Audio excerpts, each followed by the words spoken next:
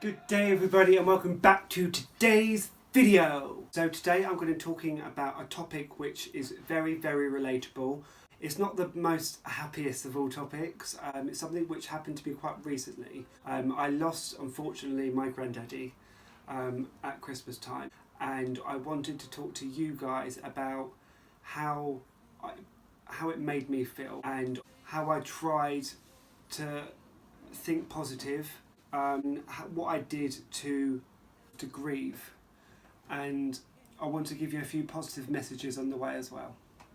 I lost my granddad on the 9th of December last year, so it's just gone. I'm quite fortunate. I haven't had any family losses. I've had both sets of grandparents throughout my 25 years.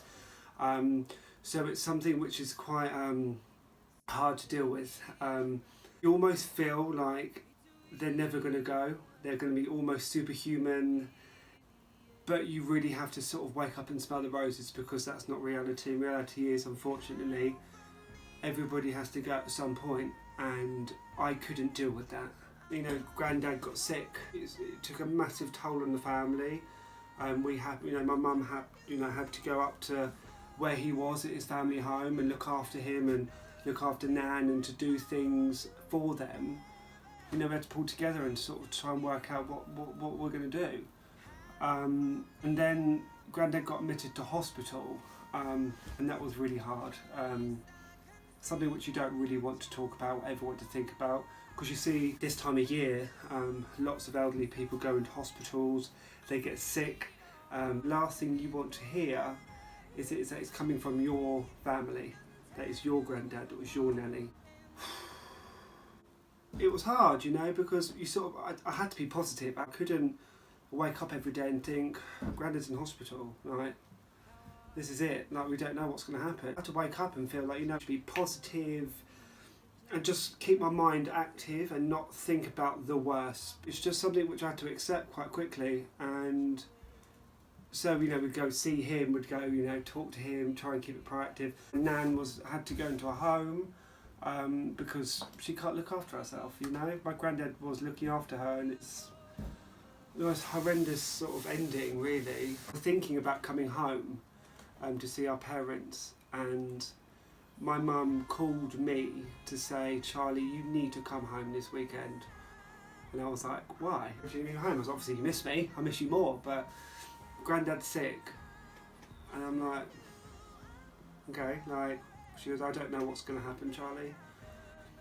And those words really embedded in my heart, and I would never forget them. It's just when we knew it, we knew D-Day was around the corner, and we decided to go for a drink. We said, look, we need to go for a drink as three brothers, me, my older brother, my middle brother, just to take our mind off things and just forget about things for an hour or two. So we got quite merry. It was before Christmas, and we had a few mulled ciders. I had a few mulled ciders, went straight to my head. We just forgot about it. We saw friends and it was fine. And then we got home, obviously went to sleep, and that was it. That was the end of that night.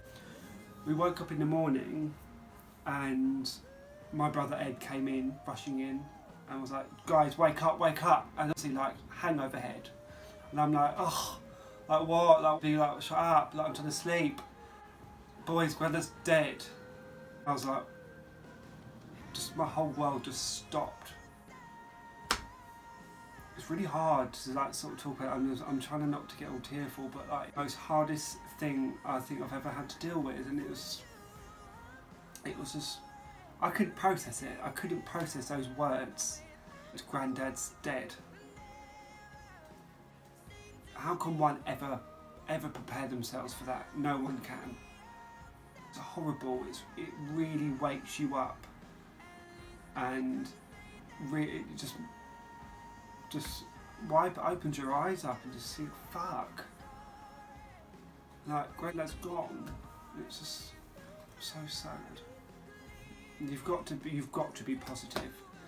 Bereavement and just being strong for yourself is so important, and it's so important for the ones around you as well. There's always one person in the family who's very strong and almost pulls you together like glue. And In situations, I'm normally that person. I'm normally that person to give out really good advice, love, support. I'm always that person to go to, you know. I just felt like I felt very like vulnerable. You know, I didn't know what to do. I was in shock. I was in shock for like 2 or 3 days, and that's perfectly normal when it happens. And I just thought into my head, like, you know, I've got to do something about this. I need to write something down. I never write. You know, I need to do something proactive for my brain. I decided to do a speech for my granddad, and it was just the most hardest thing. It's hard, and I take my hat off to any of you who can do it. I'd love to be able to write, and write beautifully without just pouring my heart out, I suppose. It's just, I mean, that's a trick to having a good book, a bestseller or whatever. Like, you know, you really got to put your heart and soul into it, and I did. I put my heart and soul into this really heartfelt eulogy. I think that's what it's called. It was almost like therapy for my brain, therapy for me, for my soul. My advice would be to talk to someone, or be able to write something, or do something positive. Get that emotion out some way, physically, mentally, whatever. You have to get that emotion out somehow or another, because you need to be able to air. You know, when you want to air a pair of like dirty, disgusting shoes just to get the smell out, you have to air them. You have to air our soul and air our emotions, because without that, you're just going to eat. It's going to eat away at you, and you're going to fall down a horrible path to depression, a horrible path of anxiety, and you're going to blame yourself. That's why I had to let it out. You're not alone. That's the one thing I need to say to you guys. You're not alone, because you've got friends somewhere. You've got family, and you'll realise who your true friends are. And you realise who your friends, so-called friends, aren't. But it does get better, day by day, week by week, month by month. It will get better. You know, it's been a month and a bit now since my granddad's passed, and it has got better. It really has got better. But, you know, this isn't just going to be, I don't want this to be like a negative sad video. I want you to take away something from this, like a message or a positive thought, you know, that reach out to your friends if you ever need anyone to talk to about something which has happened, like a family loss, and you need to be able to, you have to talk to people, write something down, write your emotions down in bits of paper, write like a journal or a diary or whatever. Just have something which is physical evidence of you letting that emotion out. Because you bottle it up and you bottle it up and you bottle it up and you explode. You go for a mental breakdown. I've been there, I've done that, I've got the t-shirt, and it's fucking horrific. But the advice I can give to you, don't bottle it up. It gets better, but you have to work with it. You have to believe in yourself and you believe in your friends, because they're the things which are going to get you through. Anyways guys, thank you so much for watching my video. I really, really appreciate it. Please give it a big thumbs up. Please hit subscribe. Please comment what you feel like you want me to say in my next video, any topics. I'll be really looking forward to seeing some comments. Thank you so much for all the support. The first time I properly talked about it, so thank you so much for listening, and I hope you can take something away from it. Yeah, anyways guys, have a wonderful day. Mwah!